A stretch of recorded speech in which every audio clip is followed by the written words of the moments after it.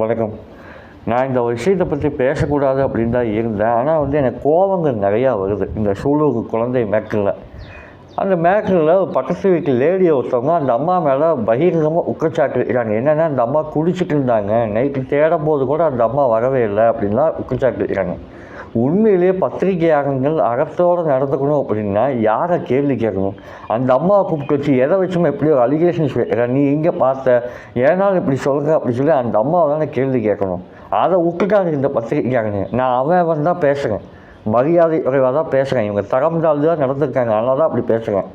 நீங்கள் இந்த அம்மாவுக்கு நீங்கள் குடிச்சிங்களாமே, வீட்டில் பாட்டில் இருந்துச்சாமே அப்படின்லாம் கேள்வி கேட்குறாங்க. நான் என்ன கேட்குறேன், குடித்தா என்ன?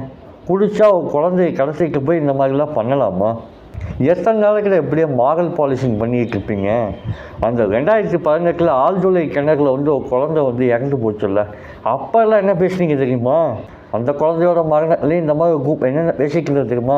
இந்த அம்மா குழந்தைய ஒழுங்காக வளர்க்க தெரியல, ஒழுங்காக பார்த்துக்க தெரியல, இதை பார்க்கல ஏன்னா தானே நுக்குச்சு, அதான் அந்த குழந்தை அங்கே போய் குழியில் விழுந்துச்சுன்னு மாரல் பாலிசிங் பண்ணிங்க. அதே தான் இங்கே குடிங்க ஒரு டைமில் கொண்டு சொல்கிறீங்க. ஏன் குடித்தா என்ன?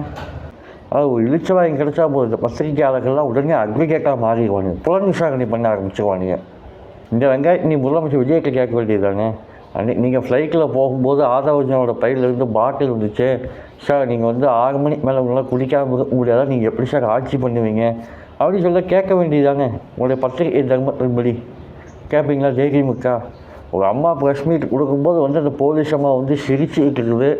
அப்போ துப்பு இல்லை உங்களுக்கு? என்னம்மா சீரியஸான விஷயங்கள் பேச வந்திருக்கோம், நீங்கள் இப்படி அறம் இல்லாமல் பொறுப்பு இல்லாமல் சிரிச்சுட்டு இருக்கீங்க அப்படின்னு சொல்லி அங்கே கேட்க வக்கில்லை. ஒரு மினிஸ்டர் சிரிச்சுக்கிட்டே பதில் பேசுது, அதை கேட்க துப்பு இல்லை. இவங்கெல்லாம் அறத்தோடு நடந்துக்க பத்திரிகையாளர்களாம், வெக்கமாக இல்லை உங்களுக்குலாம்?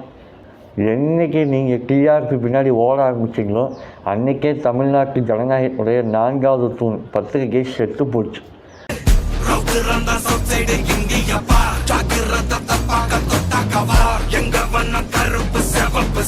எங்க கதை அகர முதல தொட்டு தாடி கிளவன் பிளட்